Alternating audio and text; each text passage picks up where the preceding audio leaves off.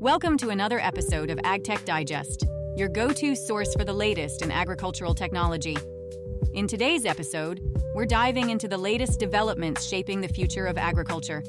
We'll explore robotic farming systems and AI-powered farm management platforms, examine significant funding rounds in organic farming and biofertility solutions, and look at strategic acquisitions in floriculture and agricultural genetics. We'll also cover vertical farming innovations and controlled environment agriculture advances, and examine divestment strategies in fertilizer manufacturing. There's a lot to cover, so let's get started. Firstly, Neo Pharm secured 30 million euros in Series B funding, co-led by Adem Investissement and Eurazeo Smart City. Funds will support a 25-hectare flagship farm in Lisses, Essonne, set to launch by late 2025.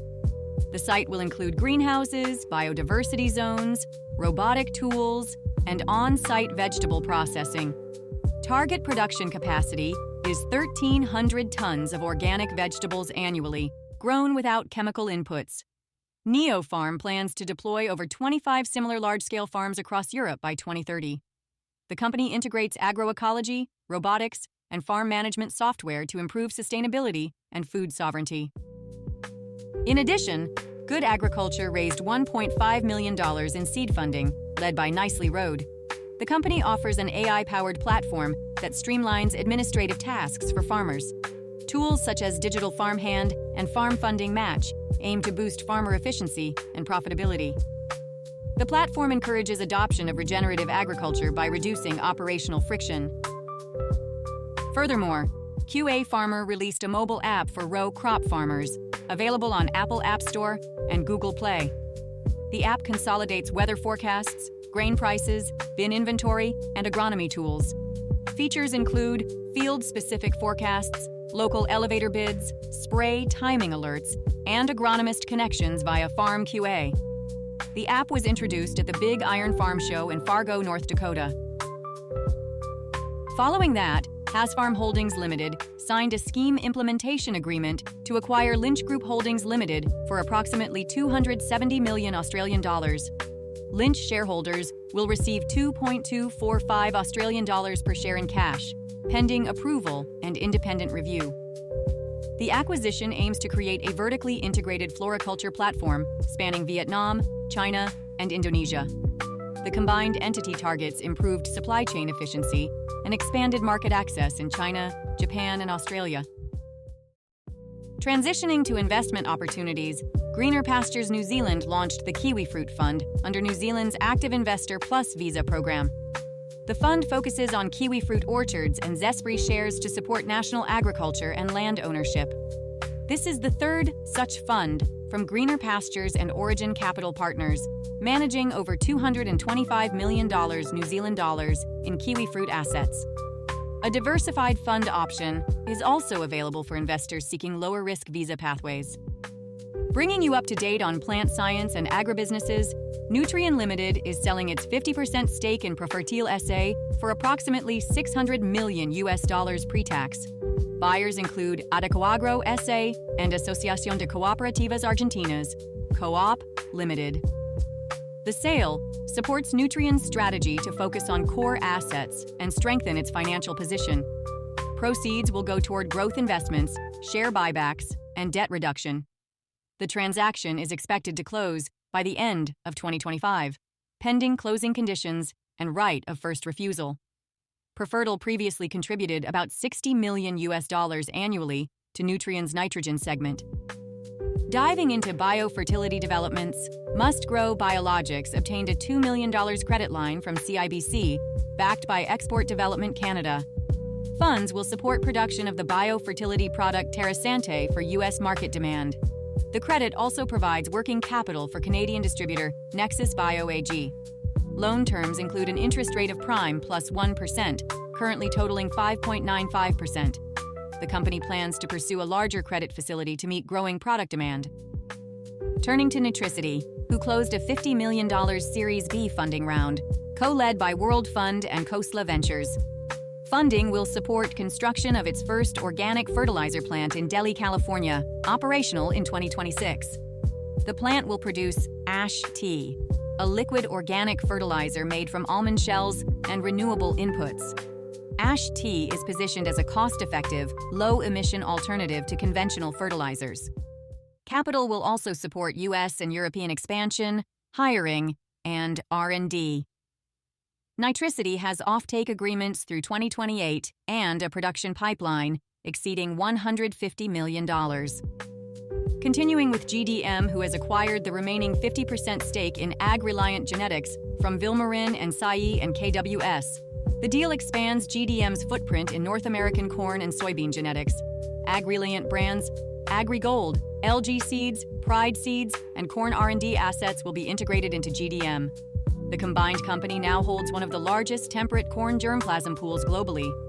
GDM operates the fourth-largest corn research program in North America. Brian Barker, former Ag-Reliant CEO, is appointed president of GDM North America.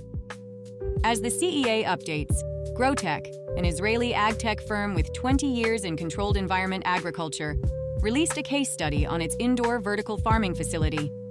The study outlines technical feasibility, crop protocols, and investor-focused economic models.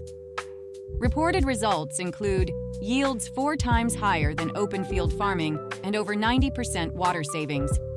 The 460 square meter facility, operational since 2020, utilizes mobile racks, climate control, and recirculating hydroponics.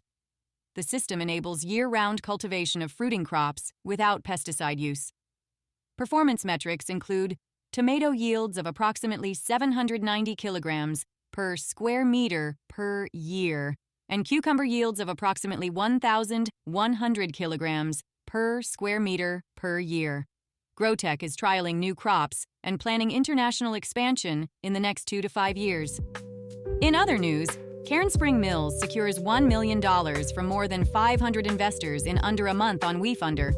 The campaign ranked #1 among July launches on WeFunder and #2 nationwide, according to Kingscrowd. The company is expanding capacity with a new mill in Pendleton, Oregon, in partnership with the Confederated Tribes of the Umatilla Indian Reservation. Additionally, Meristem Crop Performance introduced a 0% financing option with Farm Growth Financial, available through December 2026. The program applies exclusively to Meristem products, with streamlined approvals and limits up to $500,000. Farmers must take delivery by December 20th, 2025, to access the no-payment, no-interest offer. A 1.99% financing option is available for deliveries after the deadline through the 2026 crop year. Furthermore, USDA Deputy Secretary Stephen Vaden signed a block grant with the North Carolina Department of Agriculture and Consumer Services. The grant provides $221.2 million in federal assistance for recovery after Hurricane Helene. Funding will cover infrastructure, timber, market, and future year revenue losses. The support is part of a broader $30 billion disaster assistance program authorized by the American Relief Act 2025. Moreover, La Caisse commits $200 million Australian dollars alongside $50 million Australian dollars from CEFC to create Meldora. Gun Agri Partners will manage the new platform focused on sustainable agriculture and carbon credits.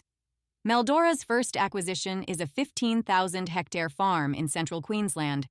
Finally, Rainforest Alliance has launched a new regenerative agriculture standard to support farmers and ecosystems. Certified regenerative products will feature a distinct seal starting in early 2026. Coffee is the first crop to be certified, with cocoa, citrus, and tea to follow. Looking ahead to upcoming industry events, mark your calendars for Space from September 16th to 18th, 2025 in France. Following that, Agrami will take place from October 6th to 7th in Dubai. Finally, don't miss Vertical Farming World Congress from October 7th to 9th, 2025 in Amsterdam. That wraps up today's episode of AgTech Digest. We explored the latest developments in agricultural technology. From robotic organic farming systems and AI-powered farm management platforms to strategic acquisitions in floriculture and agricultural genetics, it's clear that the AgTech sector is making strides in sustainability and innovation. With significant funding rounds totaling over $80 million and impactful partnerships across Europe, North America, and Asia-Pacific, The future of agriculture is shaping up to be smarter and more sustainable than ever before. Thanks for joining me. I'm Anna, signing off. Stay inspired and keep pushing the boundaries of what's possible.